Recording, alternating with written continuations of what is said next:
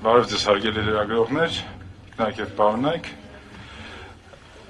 Ինչպես գիտեք, դեկտեմբերի 1-ին եւ 2-ին կայանալու է արդեն երկրորդ գիտության եւ գործարարության օրեր համաժողովը, որը նախաձեռնվել է Էկոնոմիկայի նախարարության կողմից եւ նպատակ ունի գիտնականների, բիզնեսմենների եւ այլ հետաքրքրված անձանց միջոցով բարձր թե ինչպես պետք է անենք, որպեսզի Հայաստանում գիտությունը դառնա ավելի բիզնեսը դառնա ավելի գիտելիքահեն, տնտեսությունը դառնա ավելի նորարար, ավելի մրցունակ, որի ընթացքում բազմաթիվ բանախոսներ հանդես կունենան եւ այդ թվում գլխավոր բանախոսը հայտնի գրող, բիզնեսմեն,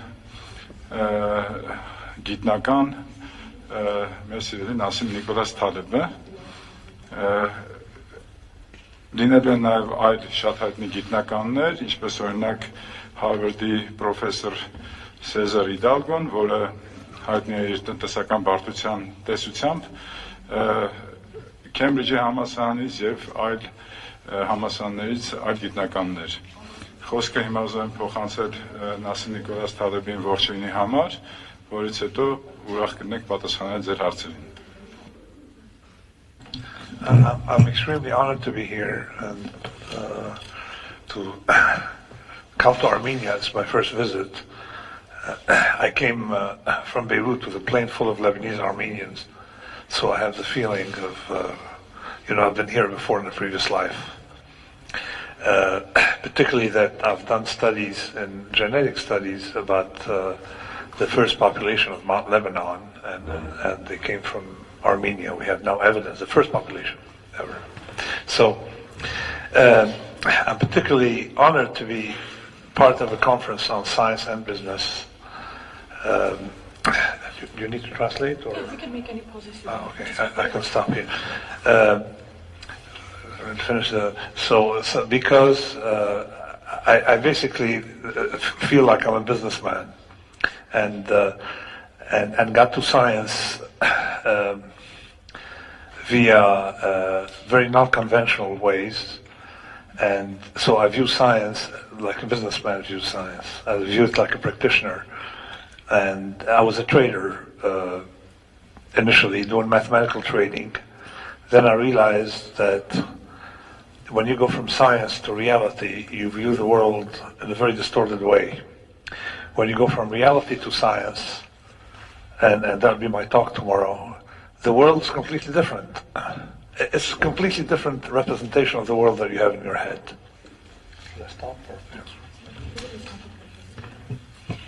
Բարի օր, տիկնայք եւ պարոնայք, պիտի ասեմ, որ ինձ համար իսկապես մեծ պատիվ է եւ մեծ երջանկություն լինել Հայաստանում։ Ես Հայաստանում առաջին անգամ եմ, նոր եմ այցելում Հայաստանը եւ գալիս եմ մի ինքնաթիռով, որը ժամանել է Բեյրութից։ Ինքնաթիռում շատ էին հայերը եւ ես պիտի փաստեմ, որ Լիբանանում գիտենք, որ հայերի համայնքը բավական մեծ է, նաեւ ես կարծում եմ, որ անցյալ կյանքում կապ եմ ունեցել հայերի հետ։ Գիտեք, վերջերս ուսումնասիրություն էի կարդում, որը վերաբերում է գենետիկային եւ այնտեղ խոսվեց այն մասին, որ Լիբանանի առաջին բնակչությունը, ամենաառաջին բնակչությունը նաեւ բաղկացած էր հայերից, սա շատ կարեւոր է, կուզենայի դա փաստել։ Ինձ համար կրկնակի ուրախություն է, որ ես գիտության եւ գործարարության օրերին եմ ներկա գտնվելու այս կարևոր համաժողովին, եւ գիտեք, ես ինձ համարում եմ բիզնեսմեն, այսինքն որպես գործարար եմ անցել գիտեպի գիտության ճանապարհը, այդ ճանապարհը այնքան ստանդարտ չի եղել, ոչ ավանդական կերպով եմ գնացել, քանի որ սովորաբար այլ անցում են իրակատարում դեպի գիտություն, իսկ իմ ճանապարհը տարբերվել է։ Ես պրակտիկ եմ եւ իմ բնույթով, իմ աշխատանքով նաեւ տրեյդեր եմ, ամենասկզբում հենց տրեյդինգով էի զբաղվում։ Սակայն գիտեք, երբ որ գիտությունից գալիս է իրականություն, դա մեկ այլ բան է։ Իսկ երբ իրականությունից գալիս է գիտություն, բոլորովին այլ բան է եւ այնտեղ դրա մասին վաղ եմ խոսելու, վաղը դրա մասին շատ է խոսվելու, սա լիովին այլ աշխարհ է եւ դա պետք է իհարկե հաշվի առնել։ Ես ևս պետք է խոստովանեմ, երևի բոլորը գիտեն, որ ես էլ նախարար եմ դարձել բիզնեսմեն դառնալուց հետո եւ կարող եմ ասել, որ դա էլ իմ փոքր այլ իրականություն է ու դրա մասին ես երևի վաղը նույնպես կխոսեմ։ Հիմա ուրախ կլինենք պատասխանել ձեր հարցերին։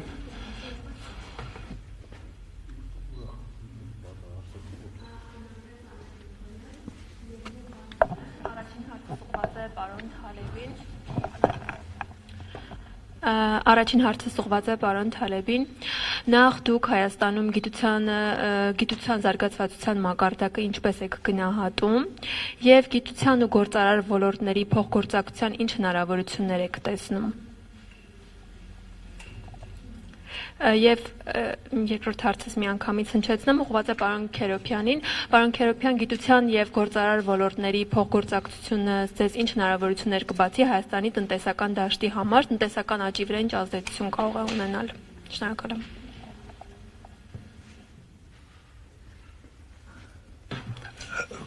My profession is basically dealing with uncertainty, decision making under incomplete information, under the mess of the real world, but do it as formally as possible.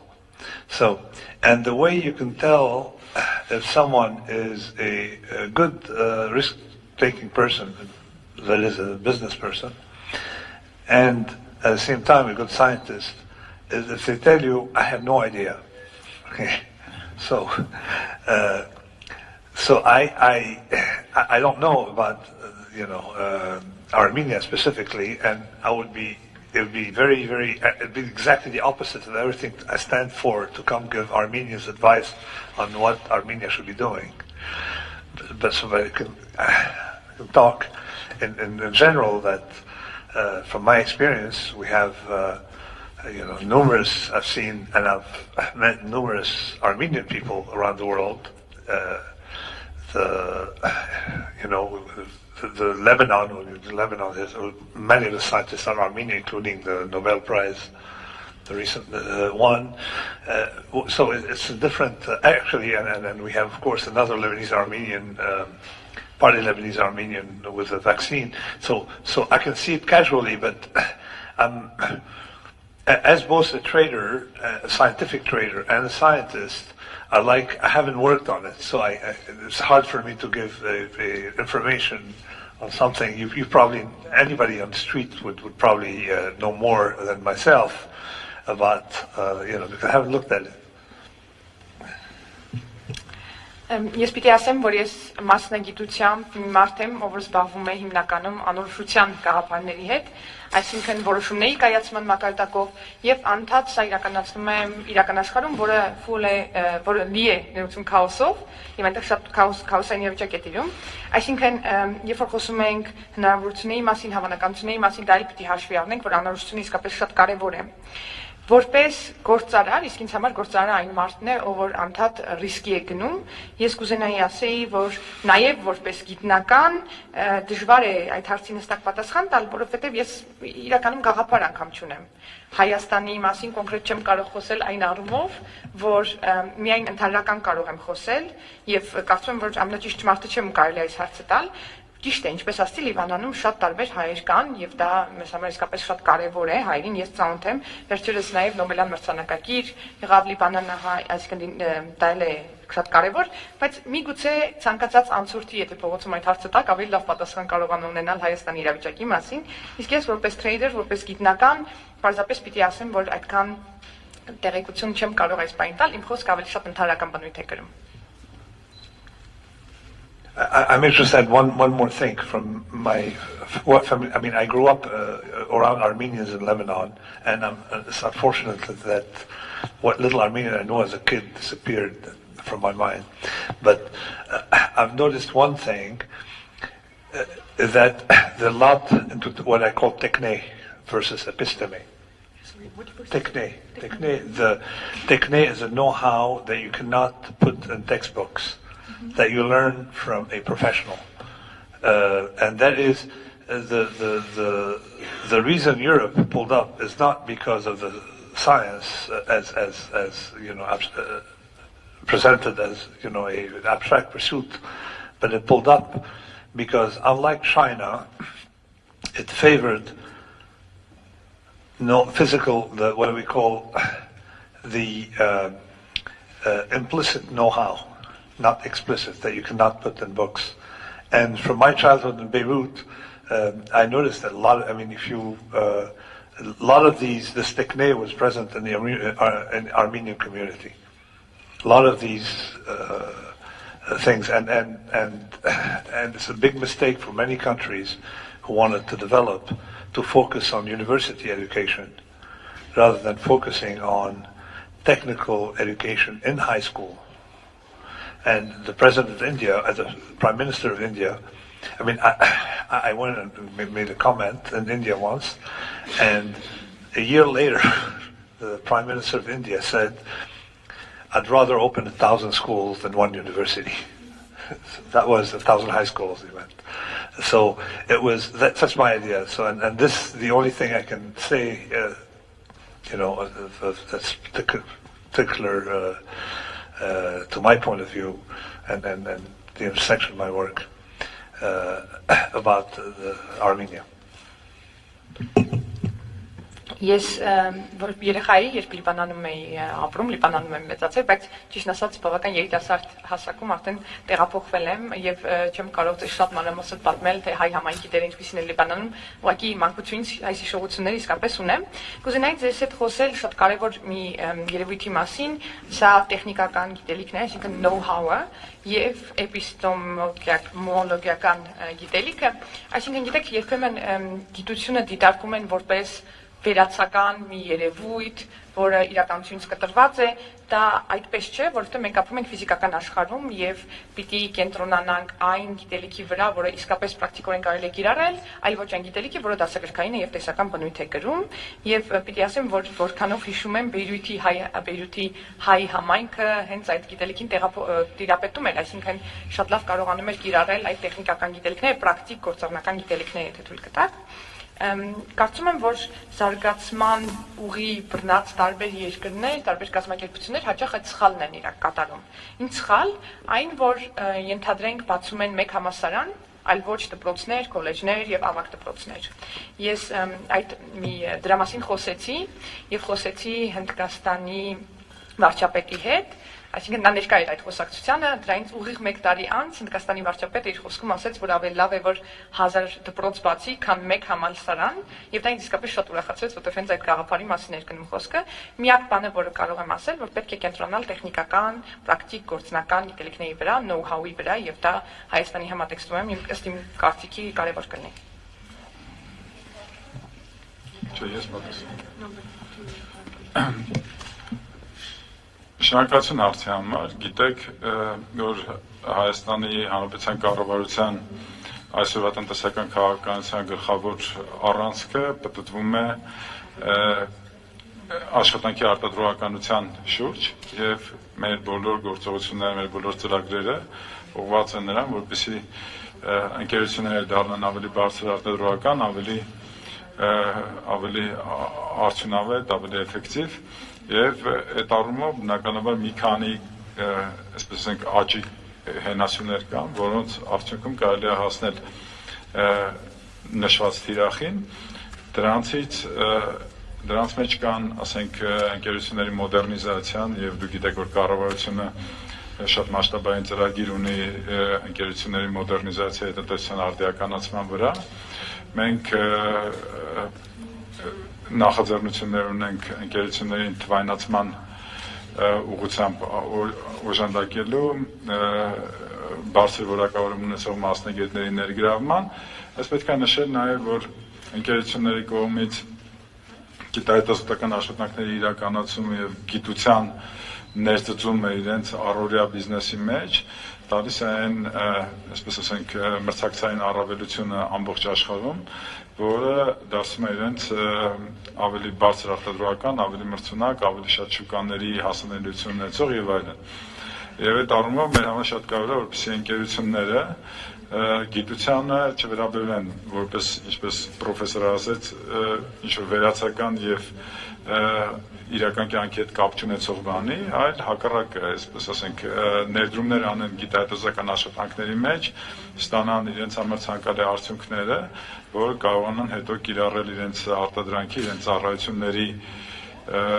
մեջ եւ ստանալ ավելի բարձր հավելյալ արժեք ունեցող եւ ավելի մրցունակ արտադրանքներ, ապրանքներ արտահանող կամ վաճառող ընկերություններ։ Այնպես որ այդ առումով մեր համար այս կոնֆերանսը շատ կարևոր է, որպեսզի, այսպես ասենք, մի հարկիտակ հավաքենք գիտնականներին, գործարարներին, պետական պաշտոնյաներին, ինչու՞ չէ, որպեսզի հասկանանք, թե ինչպես մերձեցնենք այս երեք համայնքներին իրար հետ ու արդյունքում ստանանք ավելի բարձր արտադրողական տնտեսություն։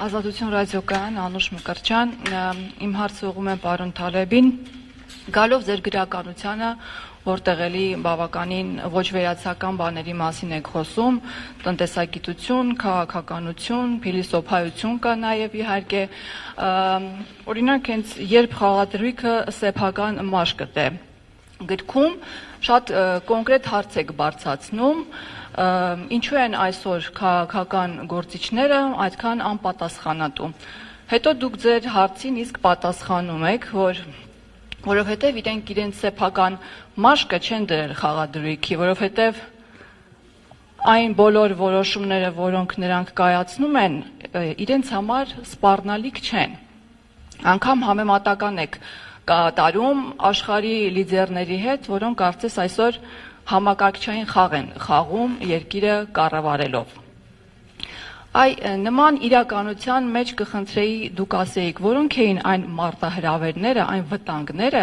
այն սպառնալիքները, որ այսօր համաշխարհային այսպիսի կառավարման դեպքում, պարագայում կարող է մարդկությանը սպառնալ եւ դրան հաջորդող մեկ հարցել, որոնք են այն հնարավորությունները, որոնցից պետք է հենց այսօր օգտվել եւ բաց չթողնել։ Շնորհակալություն։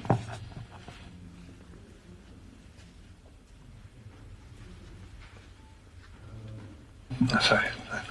So, to summarize to the audience, I have this idea of skin in the game, which basically comes back to how to link reality to ideas.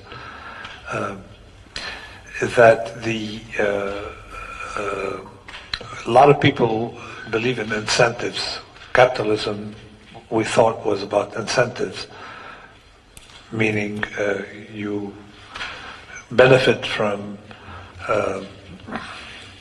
if you do something good, you benefit from it. In fact, when I said no, you only have equilibrium when you have disincentives. You contact with reality. In other words, if you make a mistake, you pay for it to some extent. That's the idea of skin in the game, and that puts you in contact with reality. So that is, and separate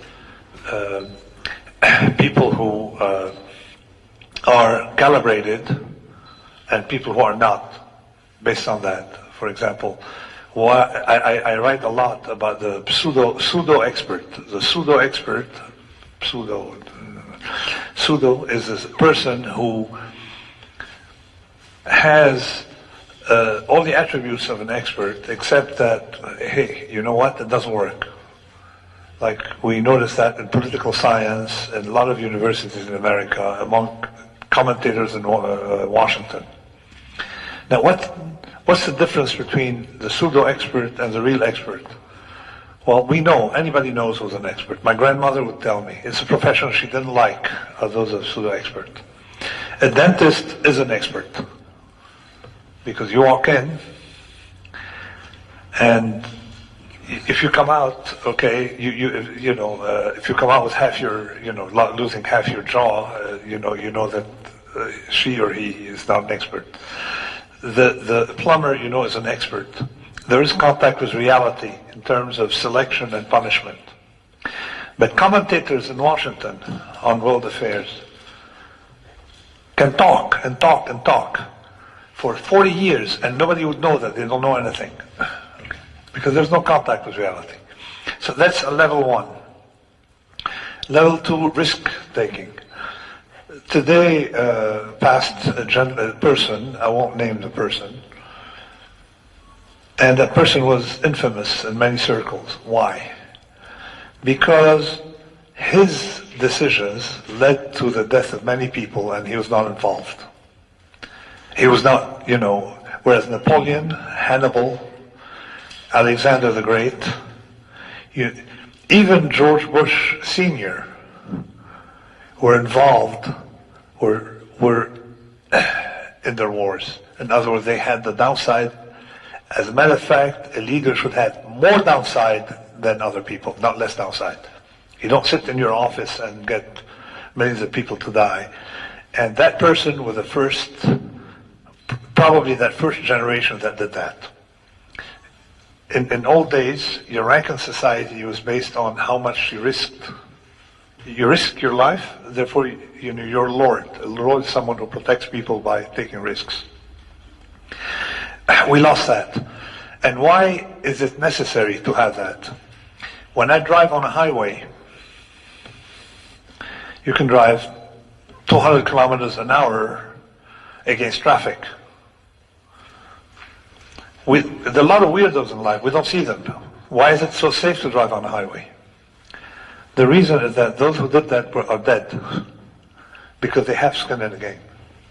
So skin in the game is a necessary filter in business, in decision making, in political decision making, in wars, in everything. You don't send a drone sitting in an office in Washington, D.C., air-conditioned office, to kill people. One, it's not fair, and two, it's going to lead to a lot of distortions. So, I hope I answered the question. Sorry? About threats, please. What kind of threats are coming from it? Threats? Threats, yeah. Եվ երկրորդ հարցը սպառնալիքների մասին, ինչ սպառնալիքներ են։ What about the threats coming from it? I'm going to be optimistic. I'm telling you some good things are coming from that. Effectively, the world is changing. We're starting to have... We have the old guard without skin in the game, progressively replaced by people with skin in the game, because the role of government today is smaller than it was before. People don't realize if you see the numbers, what's going on. The other thing about skin in the game is that economies now have more skin in the game. In the past, declare war. For example, China and the U.S. All right. In the past, you declare war. You would be, say, the U.S. declares war on China in 1960. China wants to destroy the industrial capability of the U.S. They go and destroy Detroit, upstate New York, New England, okay? Today, China declares war on the United States. They want to destroy the industrial capability of the United States. Where would they send their bombs, their missiles? Wuhan, Shanghai. So the U.S. I don't know if this is made in China, but if I were in the U.S., this would be made in China, made in China, made in China, made in China, made in China. Even the flags would be made in China. Okay. So if I were in the U.S., all right. So people have a lot more to lose individually as population from waging wars on other countries, because you realize we had a little bit of a shortage of chips, or a little bit of a shortage of some products, and there was mayhem. Just imagine what would happen if there's a war between the U.S. and China. So that is bringing peace, in a way. That kind of skin in the game of the economies, all right? So you can't really wage war on a poor country now anymore. But in a negative sense, I have to think about it. Maybe I'll answer tomorrow in my lecture.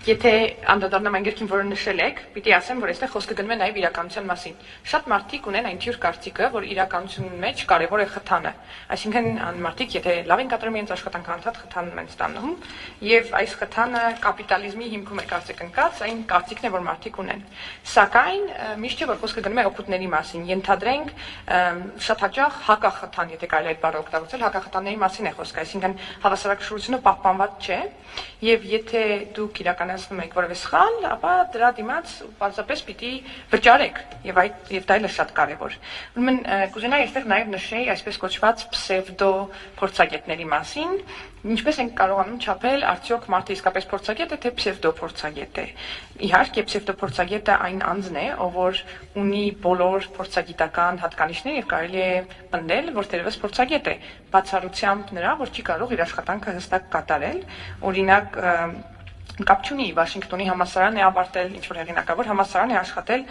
կարևոր տարբերություն կա պսևդո էքսպերտի, պսևդո փորձագետի եւ իսկապես իրական փորձագետի միջեւ։ Եթե իմ տատիկին հարցնեիք, նա կասեր, շատ հստակ կմատնանշեր, կասեր, սա մասնագետ է, իսկ սա մասնագետ չէ, այս մարդը կեղծ մասնագետ է, ինչպես։ Օրինակ, եթե դիմում եք Վարշավիրի, դուրս եք գալիս եւ տեսնում եք, որ մի բան այն չէ, միանգամից տեսնում եք, որ այդ խնդիրը կա։ Կամ սանտեխնիկի աշխատանքներին դիմելիս միանգամից երևում է մարդը մասնագետ է թե ոչ, եւ իմ տատիկը դա հստակ կմատնանշեր։ Սա առաջին մակարդակն է, իսկ եթե երկրորդ մակարդակով խոսեմ, այստեղ խոսքը գնում է մարդկանց մասին, ովքեր կարող են անդադար խոսել։ Ենթադրենք 40 տարի խոսում են, որևէ դիրք են զբաղեցնում, որևէ բարձր պաշտոն, եւ դուք պարզապես չգիտեք այդ մարդը իսկապես մասնագետ է, թե ձևացնում է, որ մասնագետ է եւ պսևդոմասնագետ է։ Երկրորդ մակարդակում մենք խոսում ենք ռիսկերի մասին եւ այն անձանց, ովքեր ռիսկի են դիմում։ Գիտեք, այդպիսի մի դեպք կար, երբ որ մի մարդու շատ էին վատաբանում, որովհետեւ նա պատասխանատու էր տարբեր մահվան ելքով դեպքերի համար, սակայն նա ասում էր, որ ես գիտեք անձամբ ներգրաված չեմ, ուղիղ ներգրաված չեմ։ Հիմա եկեք դիտարկենք պատմական անհատներին, օրինակ Ալեքսանդր Մեծին եւ Ալեքսանդր Մակեդոնացուն կամ նույնիսկ Ջորջ Բուշ ավագին, նրանք եթե պատերազմ էին իրականացնում, պատերազմ էին հրահրում, ով էր պատասխանատու, արդյոք նրանք իրականացնում էին, թե իրականությունից կտրված էին։ Նաեւ կուզենայի ասեի, որ ղեկավարը այն մարդը պիտի լինի, որ պիտի ստանձնի պատասխանատվություն խնդիրների համար, այլ ոչ միայն սպասի, որ իրեն գովաբանեն եւ դրական արդյունքների մասին խոսեն։ Միայն ղեկավարը պիտի պատրաստ լինի եւ պարզապես չնստի իր գրասենյակում, այսպես հրամաններ արձակի իրականությունից լիովին կտրված լինելով։ Նախկինում հին ժամանակներում այսպիսի մի իրավիճակ էր տիրում, երբ որ ամենահարգված հեղինակավոր անձ այն մարդն էր, ով իր կյանքը ռիսկի էր ենթարկում, օրինակ լորդ էր դառնում կամ որևէ այդպիսի արիստոկրատ դիրք էր զբաղեցնում, ինչու, որովհետև պատրաստ էր իր կյանքի գնով պաշտպանել այլ մարդկանց, սա կորցրել ենք ցավոք, դա պիտի փաստեմ։ Պատկերացրեք, որ այսօր ես ընթանում եմ շատ արագ մի մայրուղիով եւ այնտեղ 200 կմ/ժ արագությամբ քշում եմ մեքենան, վարում եմ ու շատ այլ մեքենաներ կան։ Այստեղ ես ամտակցության մասին չեմ մտածում, որովհետև ինչպես այս գրքում է նշվում, մաշկիս վրա անձամբ չեմ զգում այդ ամենը։ Եվ կարծում եմ, որ բիզնեսմենները, քաղաքականություն մշակող անձինք, քաղաքականությամբ զբաղվող անձինք, պատերազմ հրահրող կամ պատերազմում ներքաշված անձինք պիտի պարտադիր դա զգան իրենց մաշկի վրա, որովհետև եթե չեն զգում, ապա գիտեք կարող են իրենց շատ լավ կահավորված, շատ հարմարավետ գրասենյակում, որտեղ օթորակիչ է գործում, պարզապես մի ստեղնի վրա սեղմել եւ ինչ որ դրոն, ինչ որտեղ անօթաչուսարք մարդկանց մահվան ելքի հասցնի, այդ մարդը կարող է պարզապես նստած լինել Վաշինգտոնում, մայրաքաղաքում եւ չզգայել, որովհետեւ իր մաշկի վրա այդ ամենը չանդրադառնա։ Ձեր երկրորդ հարցին անդրադառնամ, դուք հարցնում եք ինձ սպառնալիքների մասին։ Դեք ես իմ բնույթով լավատես եմ եւ ուզում եմ ասեմ, որ այժմ իրավիճակը, կարգը, աշխարհի կարգը բավական փոփոխվում է։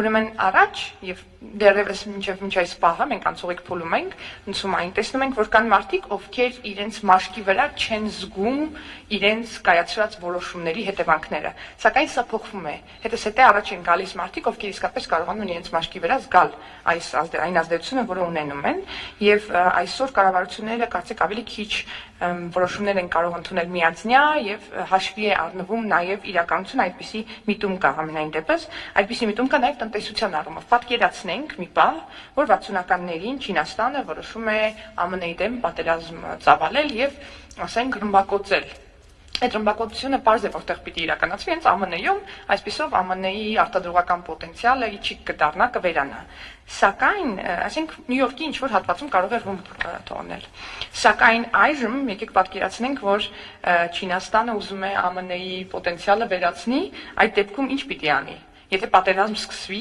ապա այդ ռումբը հենց Շանհայում պիտի ինքնի, որովհետև ամեն ինչ ավելի փոխկապակցված է։ Դեք, ես չգիտեմ Հայաստանում այդպես է թե չէ, բայց եթե լինեինք Ամերիկայում, ես կասեի, որ սա այս բաժակը Չինաստանում է ստեղծված, այս ամենը սեղանն է Չինաստանում ստեղծված, ամեն ինչ չինական արտադրության արդյունք է, ինչ որ կոչվում է Made in China, այսինքն չգիտեմ արդյոք այդպես է, բայց կարծում եմ, որ ձեզ մոտ էլ այդպես, նույնիսկ եթե որևէ մեղու է մտնում կամ չգիտեմ ճանճ է անցնում, այդ ճանճն էլ է իրականում Չինաստանում ստեղծվել։ Պիտի ասեմ, որ այս պատերազմները, եթե հանկարծ պատերազմ լինի ԱՄՆ-ի եւ Չինաստանի միջեւ, սա կհանգեցնի մեծ տնտեսական կորուստի, այսինքն պարզապես ապրանքներ չեն լինի, կարող եք պատկերացնել, թե ինչ կլինի։ Մարդիկ իրենց մաշկի վրա սա կզգան։ Եվ քանի որ դուք ասում եք, ես խոսեցի դրական կողմերի մասին, բայց դուք հարցում եք սպառնալիքների մասին, ասեմ, որ պիտի երևի թե այդ հարցի շուրջ մտորեմ, միգուցե վաղը այս գործառույթի օրերի ընթացքում այդ հարցին եւս անդրադառնամ։ Շնորհակալություն։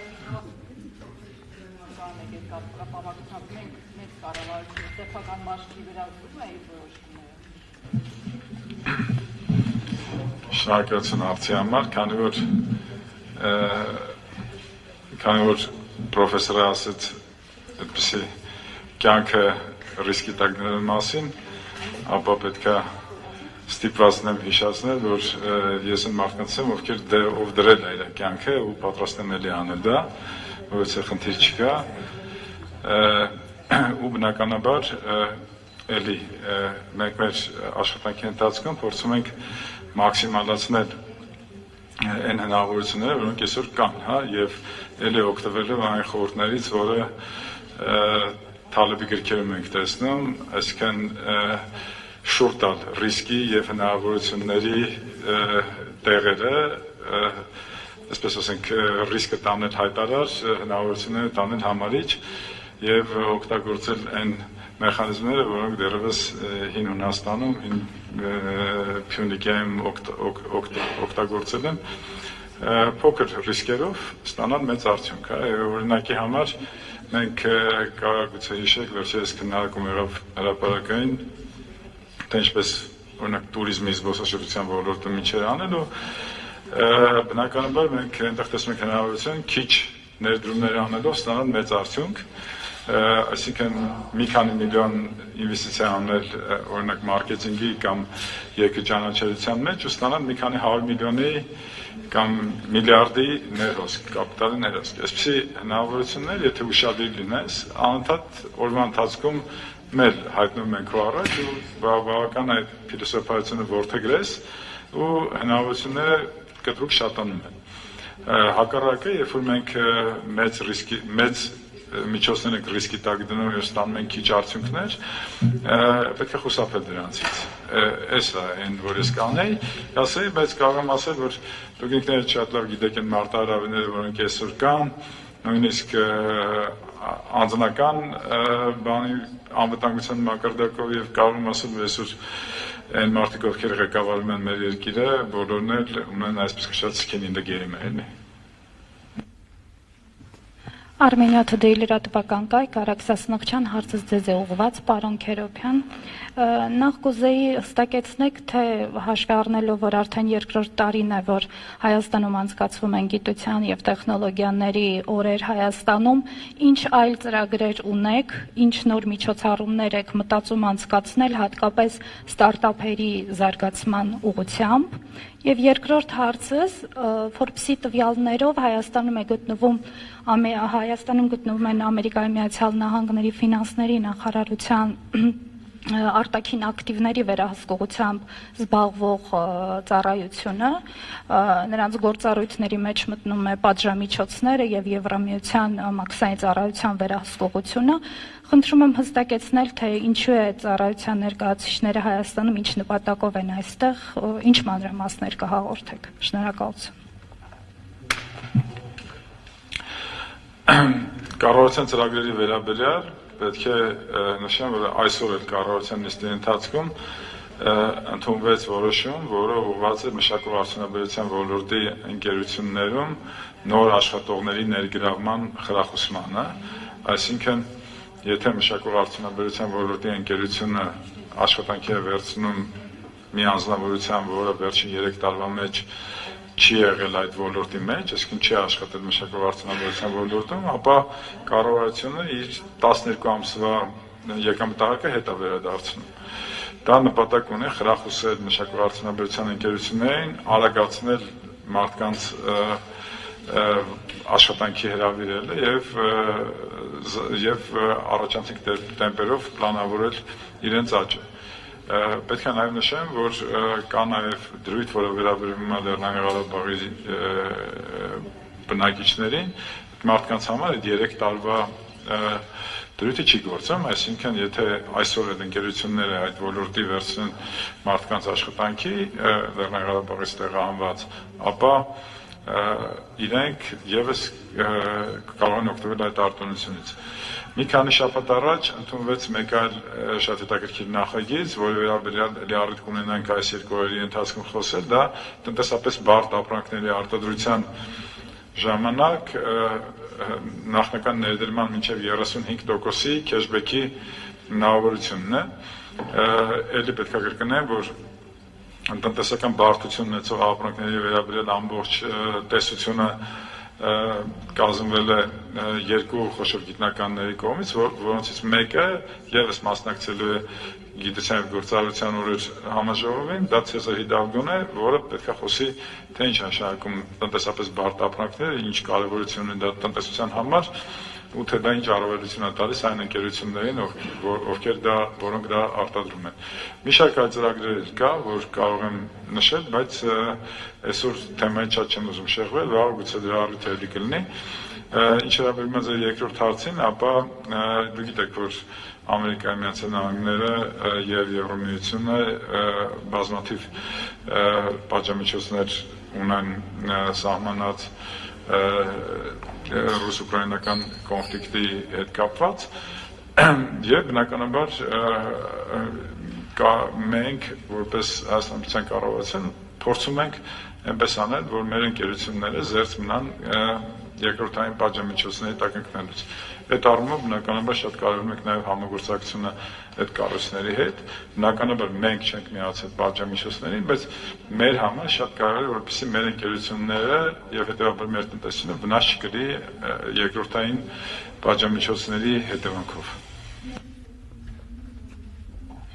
Մի հարց էլ հավելյալ, իսկ պատժամիջոցները մի ժամանակ մեր ընկերությունների ոչ մեծ մասը ահագին ընկերություններ հայտնվում էին այդ երկրորդային պատժամիջոցների տակ, հետաքրքիր է, թե վերջին շրջանում, եթե ասենք վերցնենք վերջին 1-2 ամիսների ընթացքում, այդ թիվը նվազել է, թե ոչ։ Այդ թիվը չկա, այսինքն նոր ընկերություններ չեն հայտնվել պատժամիջոցների տակ եւ դա մեր աշխատանքի արդյունքն է։ Մենք փորձում ենք այնպես անել, որպեսզի մեր տնտեսական հնարավորությունները մաքսիմալացվեն, պայմանով, որ մենք մեր ընկերությունները ռիսկի տակ չենք դնի կամ մեր ընկերությունները չեն հայտնվի ռիսկային զոնայում։ Էլի խոսում ենք հնարավորությունների եւ մարտահրավերների մասին, եւ շատ կարեւոր է բալանսավորել հնարավորությունները եւ մարտահրավերները։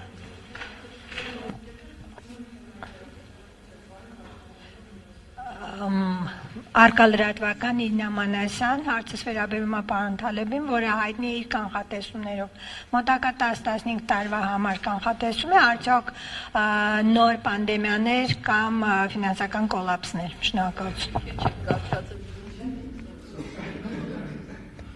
Let me tell you from the beginning that I don't think we can predict random and tail events. However, we can predict that those who don't know, who are not set up, the planes that are not set up to deal with storms will crash. So my business, when I was a trader, I'm still a little bit of a trader, but don't tell anyone. My business was figuring out who doesn't understand tail risk, in other words, risk of these crashes, and make sure that I'm there when they go bust. So, what are the fragilities? And again, I'm not forecasting. One of the number one fragility of the world, I said that right before COVID. I wrote it in the Black Swan. Okay, sorry. It's predictions. Yeah, it's based, but the source of risk that most people it is to me, it's a white swan, but most people think is black swan, is still a pandemic. A different one from COVID, it's a pandemic. That's the number one risk. In the black swan, I wrote that was a risk, the main risk. Right after that, that's the number one. So before talking about anything else, World War, numero uno, pandemic. I'll continue in a minute. Go ahead. Can you want to? Okay, all right. So that's the number one risk. The second risk is, it's what we did to counter. It's pretty much what the remedy to the great financial crisis of 2008 was actually worse than the disease. So, particularly in the United States, we put interest rates at zero, close to zero for about 15 years, and caused a lot of inequality because of asset price inflation. Real estate values, I think, created more than $100 trillion of real estate values, over and above population growth and GDP growth, right? Something like that order of magnitude. And that low zero interest rate regime visibly led to some instability. And now the big risk is a real estate collapse in the United States. So we're not talking about war in China. Whatever is on the front page of the papers is not really a serious risk. The number one risk is pandemic. The second one is a financial collapse because of meltdown of assets owing to the termination of that zero interest rate policy. And we're going to start seeing some of it. So, and of course, another effect is the exponential rise in debt in Western countries. So now the budget deficit in the United States soon will be largely to service previous debt. Soon will be what? To service previous debt. Okay, paying interest on previous debt. That's pretty much, you end up, this is called the debt spiral, and we're getting close to that. So these are the risks, not China, not Gaza, not the Ukraine, it's contained. The real risk is a pandemic. And we saw what a small virus could do. You could just imagine a more lethal one, the effect of more lethal one on the economy, on the world.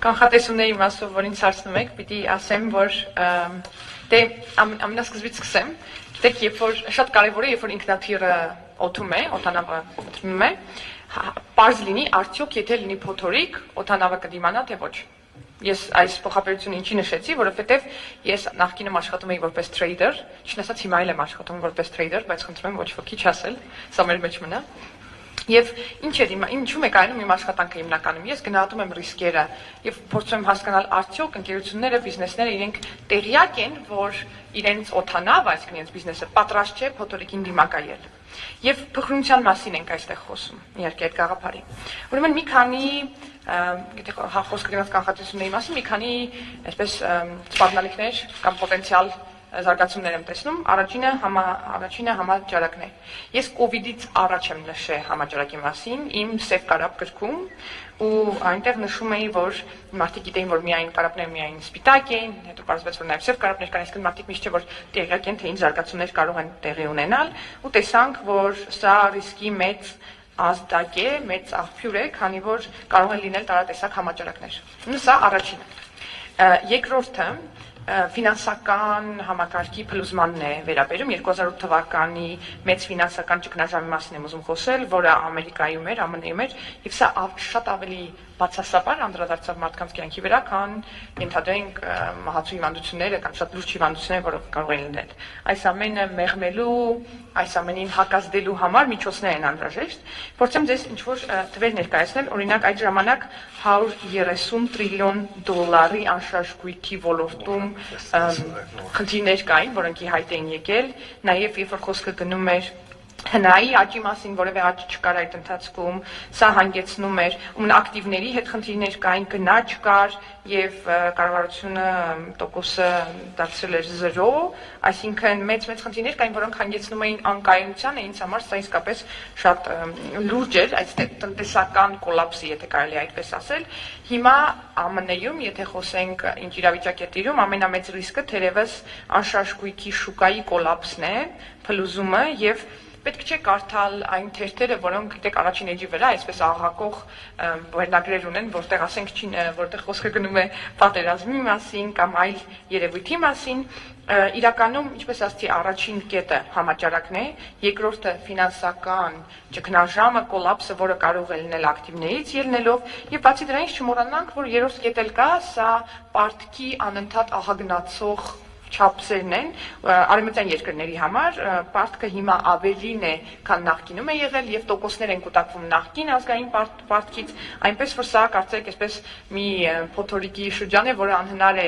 կանգնեցնել, ես դրա տարբերակները չեմ տեսնում, սա է, այստեղ է իրական ռիսկը, այստեղ եւ համաճարակներում։ Իսկ եթե ձեզ ասում եմ, որ իրական ռիսկը, ասենք Չինաստանի հետ է կապված Գազայի, Ուկրաինայի, դա այդքան էլ ճիշտ չէ, կարծում եմ այստեղ ավելի շատ ռիսկ է պարունակվում։ Օրինակ համաճարակի պարագայում տեսանք, թե մի փոքրիկ վիրուսը ինչ կարող է անել։ Պատկերացրեք, եթե վիրուսը լիներ մի քիչ ավելի մեծամասշտաբ կամ ավելի մահացու, այդ դեպքում ինչ կներ, չարժի պատկերացնել։ Yeah, the more an entity needs to rely on prediction, the more fragile they are. You see, if you have debt, you need to be very precise in your forecasting. You need to forecast. If you are robust, you don't care if there's a crisis or not, because there's no need for you to forecast. So being robust means not depending on a forecast. That would be my thing. Մի հավելում եմ ուզում անել փոքրության, ամրության, կայունության մասին։ Գիտեք, եթե դուք ենթադրենք մեծ պարտք ունեք, ապա պետք է շատ ճշգրիտ կանխատեսում անեք եւ այդ կանխատեսման ճշգրտությունից մեծ բան է կախված։ Իսկ եթե դուք ավելի քիչ ճկուն եք եւ ենթադրենք ասում եք, որ ձեզ այսինքն այդ ճշգրիտ կանխատեսումը չեք իրականացնում, ապա միգուցե ձեզ համար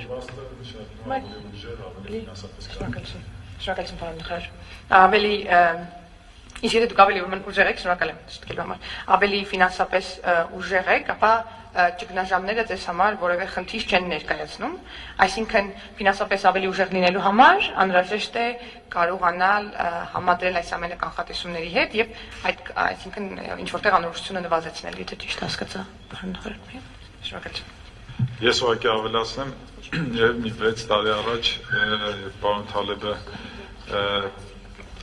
Միսկում ներկայացնում էր հակափոխանցություն գիրքը, ես ներկայ ժամանակ, ինքը նշեց, որ մարդը, որ ջունգլիից է դուրս գալիս, իսկ ջունգլիում մարդիկ պատրաստ են ամեն ինչի, ցանկացած անակնկալի, իրենք շատ ավելի հակափոխանցումն ավելի կայուն են, քան են մարդիկ, ովքեր քաղաքից են, այսպես ասած, սովոր ստանդարտ կանոնները եւ երբ որ ինչ-որ մի բան այդ կանոններին հակառակ է գնում, իրանք միանգամից կորցնում են իրենց կայունությունը եւ փխրվում են, այսպես ասած։ Այնպես որ իհարկե մենք հիմա ապրում ենք այդպիսի միջավայրում, երբ որ անկանխատեսելի բաները շատ են, պետք է նաեւ իմանալ, որ դա ունի իր դրական կողմը, այսինքն դա կոփում է մեր հասարակությանը, մեր երկրին, պատրաստ լինել հնարավոր բոլոր դեպքերին։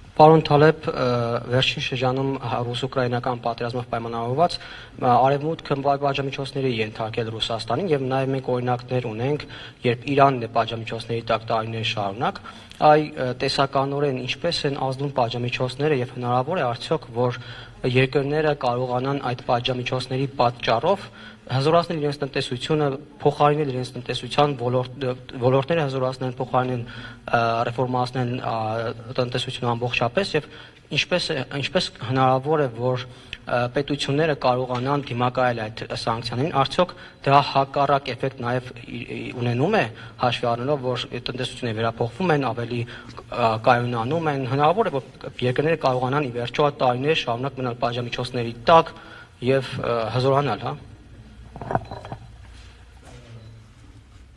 I made a comment after the first problem with Ukraine, which was the invasion of Crimea, that I noted. Actually, I went to Russia after that, and because in anti-fragile, I explained that a small stressor causes you to overcompensate by doing better, and effectively, the Russian economy had some spots that did better.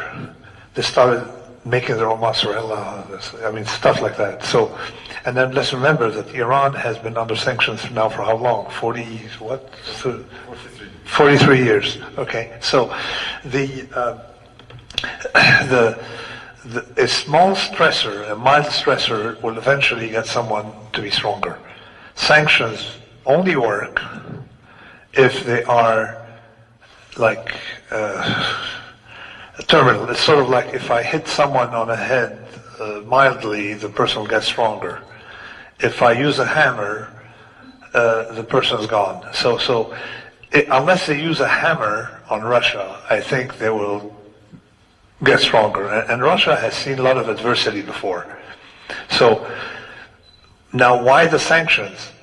They've had sanctions on Syria. First of all, the sanctions are a bureaucratic concept that makes no sense because it harms the population, not the government. Like in Syria, the US sanctions harmed Syrians, thinking like in South Africa, where the only case where sanctions ever worked, that people would turn people against their government. It did not. So what are you doing? You're punishing people. You're punishing Russian citizens for the sins of their bosses. Why don't you just, go one-on-one? I mean, just like, politicians should deal with politicians, not with the population. And they claim there's no democracy. If you claim there's no democracy, it means these people aren't involved in the decision that you're blaming them for. So I don't like sanctions. I don't like bureaucrats in Washington in general. There's something vicious about the way they do business beyond incompetence. It's beyond incompetence. Փոքրունցյան մասին խոսեցի եւ հիմա ուզում եմ անդրադառնալ այն ինչ որ դուք ասում էիք երկրների իրավիճակի մասին, օրինակ Ուկրաինայի, երբ որ Ուկրաինայի վրա առաջին ներխուժումն եղավ, գիտեք, սկզբի Ռուսաստանի կողմից սկզբից պատժամիջոցները բավական մեղմ էին եւ ես այստեղ էլ կուզենայի խոսեի փոքրունցյան, հակափոքրունցություն գաղափարների մասին, դեք երբ որ ստրեսը քիչ է լինում, ապա այսպես կոմպենսացիա է գնում եւ փորձում է տնտեսությունը առաջ շարժվել, օրինակ որպես դրա արդյունք Ռուսաստանը սկսեց արտադրել ենթադրենք իր սեփական մոցարելան։ Իրանը, եթե չեմ սխալվում, եւ պարոն նախարար ուշեց, որ 43 տարի է արդեն գտնվում պատժամիջոցների տակ ու այստեղ խոսքը չի գնում փոքր ստրեսի մասին, այսինքն շատ կարեւոր է ստրեսի աստիճանը հասկանալը։ Եվ եթե խոսում ենք պատժամիջոցների մասին, թույլ տվեք այսպիսի փոխաբերական, այսպիսի համեմատություն անցկացնել, պատկերացեք, ես հարվածում եմ մարդու, ով հարված է, բայց թեթև եմ հարվածում, նա միգուցե ուշքի գա, սակայն եթե մուրճով հարված եմ, դժվար ուշքի գա, այսինքն այստեղ ուժգնությունն է կարևոր եւ Ռուսաստանի պարագայում էլ ասեմ, որ Ռուսաստանի համար սա նոր չի այն առումով, որ այն Ռուսաստանը որպես երկիր սովոր է իր նկատմամբ բացասական ինչ որտեղ թշնամական վերաբերմունքի, Սիրիայի պատժամիջոցների մասին էլ խոսեմ, որ իրականում դրանք խորը բյուրոկրատական իմաստ են կրում, այսինքն այդ առումով անիմաստ են, որովհետև չեն կարող թիրախավորել, կառավարությունը թիրախավորում են միայն ժողովրդին եւ Ռուսաստանի պարագայում է հենց հասարակ քաղաքացին է այդ ամեն ինչ դուժում, որովհետև պատժամիջոցները տարբերակ չունեն թիրախավորելու բուն կառավարությանը։ Օրինակ, եթե խոսքը գնում է ԱՄՆ պատժամիջոցների մասին Սիրիայի նկատմամբ կամ եթե դիտարկենք Հարավային Աֆրիկյան Հանրապետության դեպքը, այնտեղ էլի կարծեք պատժվում են միայն սովորական մարդիկ, ովքեր այլ իրենց պետական գործիչների մեղքերի համար կարծեք ստիպած պատասխանատվություն են սկսում կրել ու այստեղ ես պատժամիջոցների գաղափարը այդքան չեմ հավանում, որտեղ կարծում եմ, որ այստեղ ժողովրդավարության սկզբունք չկա, բացի դրանից սա շատ բյուրոկրատական է եւ կարծեք ինչ որ արատավոր բան լինի այս պատժամիջոցների մեջ եւ այնպիսի տպավորություն է, որ այն մարդիկ, ովքեր պատժամիջոցները կիրառում են, պարզապես բավական կոմպետենտ չեն, որպեսզի կարողանան դրանք ճիշտ կիրառել, սա իմ կարծիքը։ Լաուրա Սարգսյան, Սպուտնիկ Արմենիա, հարցս պարոն Թալեբին է ուղղված։ Ձեր կարծիքով ինչպես Հայաստանի պես երկրներին, որոնք փոքր են, ունեն բազմաթիվ խնդիրներ, անվտանգային, լոգիստիկ եւ այլը,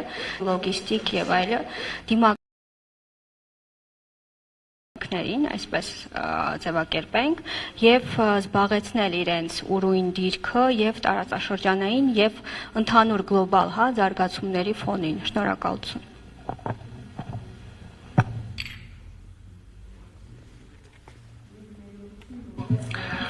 Just an addition, because it's the same question actually.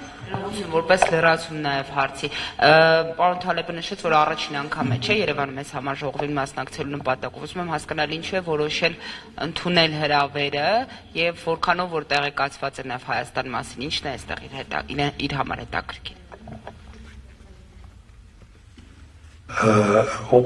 Let me answer the second part first. I came to Armenia. I mean, it's like when you grow up in an Armenian neighborhood, an Armenian in Lebanon, it's the natural fabric of the Christian part of Beirut. It's integrated with Armenians. So, of course, you're curious about coming to Armenia, okay, because you feel you've been there culturally before, if not physically, if not in the previous life. And I'm also very interested in genetics. And again, I said the first population. There's 3 waves of migration of Armenia. People think 1917, no. It was much before. And it was not during the Mardaitis. It was much before. So that's my connection to Armenia is more emotional than those things. That's the first one. And also, living in the West, or you're mixing with the diaspora, this very rich and very skilled Armenian diaspora. It's part of my life, the going to Armenian events and stuff. So that's why I came to Armenia. It was like partly coming to something, a familiar place to see my cousins. Sorry, home. Partly, yeah, it has to be, yeah. So anyway. Just as an example, right before coming here, I had dinner in an Aleppo Armenian restaurant in Beirut called Meyrig. All right, so it's part of life. Anyway, the second question: Armenia is a very sad story. You've been losing territory now since Tigran. All right, Armenia used to go to the Mediterranean. So I don't know how to express my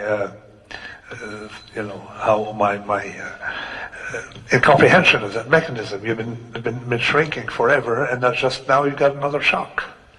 See, you got another shock now, even shrank further. So I don't know. Maybe why is the world not more shocked that what's going on in Armenia is beyond me. Is it you have a diaspora? What's the diaspora doing? What's happened now is very sad. It's also very sad that I'm in Armenia and Mount Ararat is in Turkey. Okay.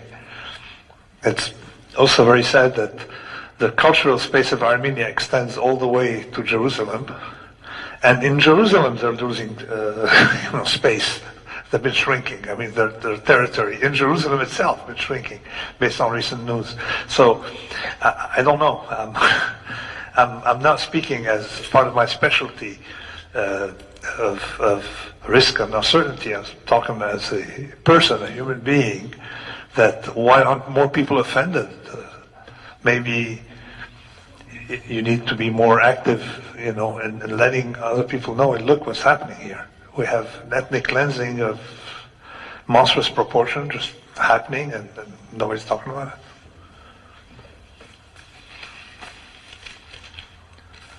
Ես երկրորդ հարցից կսկսեմ ձեր թույլատվությամբ, Լիբանանում հայերը շատ բնական կերպով ինտեգրվել են, այսինքն Լիբանանի Բեյրութի կյանքի անկախտելի մասն են կազմում։ Իհարկե ինձ համար շատ հետաքրքրական էր գալ տեսնել մի երկիր, որի մասին այդքան շատ բան գիտեմ եւ մշակութային կարեւորությունն եմ շատ լավ գիտակցում։ Ես չգիտեմ այստեղ ֆիզիկապես առաջին անգամ, բայց միգուցե անցյալ կյանքում, նախկին կյանքում այստեղ եւս եղել եմ։ Ինձ միշտ հետաքրքրում է գենետիկան։ Գիտեք, 3 ալիք է եղել հայերի միգրացիայի հետ կապված դեպի Լիբանան առաջին 1970 թվականից, միշտ որ լավ կյանքի պատճառով են հայերը տեղափոխվել։ Եվ ես ապրում եմ արևմուտքում, արևմտաբնակ եմ։ Համապատասխանաբար շատ հաճախ հայ սփյուռքի հետ եմ շփվում եւ հայ սփյուռքը մենք գիտենք որ ունի շատ տարբեր փորձագիտական կարողություններ, շատ հմուտ է, դա իմ աչքը դրա չի վրիպում, այսինքն Հայաստանը ինձ համար նաեւ ինչ որտեղ ոգեշնչման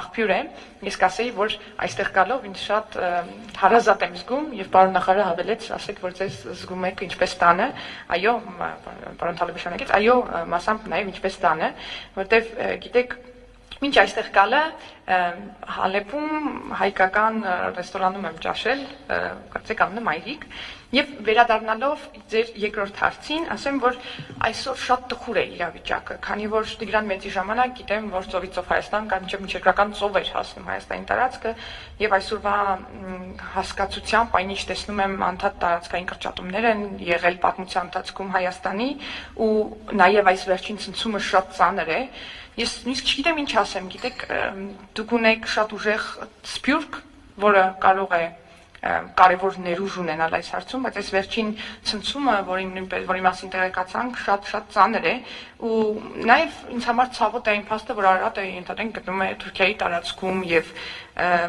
նաև մեկ այլ փաստ է ինձ համար ցավոտ, քանի որ մշակութային առումով Հայաստանը հայի մշակույթը շատ լայն տարածում ունի, մինչև Երուսաղեմ ընդհուպ հասնում է։ Իսկ այժմ տեսնում ենք, որ նույնիսկ Երուսաղեմում է այս տարածքային կրճատումը, ընդհանրապես Երուսաղեմն է դառնում ավելի փոքր իր տարածքով։ Ես հիմա չեմ խոսում սոսկ որպես մասնագետ, որտեղ սա իմ մասնագիտությունից դուրս է։ Իմ մասնագիտությունը վերաբերում է ռիսկերին եւ անորոշությանը։ Իսկ այս առումով գիտեք շատ ծանր է, որ մենք ականատես ենք լինում էթնիկ զտմանը, ինչ կարելի անել, չգիտեմ, պարզապես միգուցե ավելի շատ տեղեկացնել աշխարհին, որպեսզի աշխարհը ավելի իրազեկված լինի, որ իր առջև այսպիսի բան է տեղի ունենում, այսպիսի շատ ողբերգական իրավիճակ, սա չեմ կարծում որ կզարմանաք, որ հաճախ պարզապես տեղյակ չեն, թե միգուցե արժի ավելի շատ տեղեկացնել։ One more comment that unfortunately, and as I wrote in Skin in the Game, countries don't have friends. Individuals have friends. Countries don't. Because countries are, the regime can change, the individual can change. As what happened with T.E. Lawrence, we saw the story. Sometimes bureaucrats can't deliver anymore, or they're replaced with someone else. Which is why you have to be careful which friends to pick. Եվս մի հավելում կուզենայի անեի իմ գրքում մաշկի, որտեղ խոսում դրա մասին, որ պետք է ամեն ինչ գալ իր մաշկի վրա, նաև դրա մասին եմ խոսում, որ ցավոք սրտի երկրները ընկերներ չունեն, անհատներ ընկերներ ունեն, բայց երկրների մասշտաբով դրա մասին հնարավոր չէ խոսել, քանի որ եթե ռեժիմը փոխվում է, մեկ այլ բյուրոկրատիա է գալիս, փոփոխություններ են տեղի ունենում, այսինքն ինչ կարող եմ այստեղ ասել, պետք է ավելի զգույշ ընտրել այն ընկերներին, որ ունեք։ Ես այնուամենայնիվ կավելացնեմ, որպեսզի սենց ավելի լավատեսական նոտայով ավարտենք։ Ըստ էության, տեսեք, 3 տարի առաջ, երբ 44-րդ պատերազմները ավարտվել, տրամադրությունները հիշում եք, վատ էին եւ այլն, բայց 3 տարի անց հիմա կարող ենք հետ նայել եւ տեսնել, որ Հայաստանի տնտեսությունը, Հայաստանի դիմադրողականությունը էապես ավելի մեծացել է եւ տնտեսական առումով պետք է ասեմ կրկնապատկվել է Հայաստանի տնտեսությունը վերջի 3 տարվա ընթացքում, թե դոլարով վերցնենք եւ մենք մեր քաղաքականության կանոնը, որպեսզի Հայաստանը դառնա անհամեմատ ավելի բարձր դիմադրողական, ավելի զարգացած երկիր եւ կարող ենք հույսներս դնել մեր վրա եւ ոչ թե մեր ընկերների, որոնք ինչպես պրոֆեսորը ասեց, չկան։ Ընկերներ, պարոն Թալեբ, շնորհակալ ենք, եթե ավելացնելու ոչինչ չունեք, ապա այսքանով ավարտենք մեր ասուլիսը։ Շատ շնորհակալություն։